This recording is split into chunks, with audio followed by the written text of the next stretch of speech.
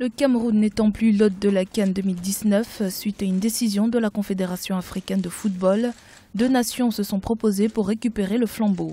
Il s'agit de l'Afrique du Sud et de l'Égypte. Plusieurs critères vont entrer en ligne de compte dans le choix de l'organisation panafricaine chargée du football. Quelles sont les forces et faiblesses de l'une et de l'autre? Les paris sont ouverts. Encore une fois, la CAF va être soumise à des choix cornéliens. Il va falloir choisir entre l'aspect économique, l'aspect politique, l'aspect sécuritaire. Donc maintenant que la CAF s'est engagée dans cette démarche d'enlever la candidature du Cameroun, il va falloir qu'elle trouve des solutions. Infrastructure, insécurité et climat politique, conditions météorologiques, les soutiens, des critères cruciaux pour départager les 2 concurrents.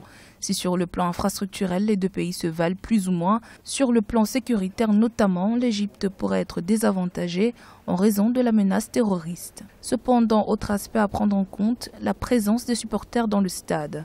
La procédure d'obtention du visa sud-africain est connue pour être assez fastidieuse et le public sud-africain n'est pas reconnu pour son influence et son intérêt pour le ballon rond.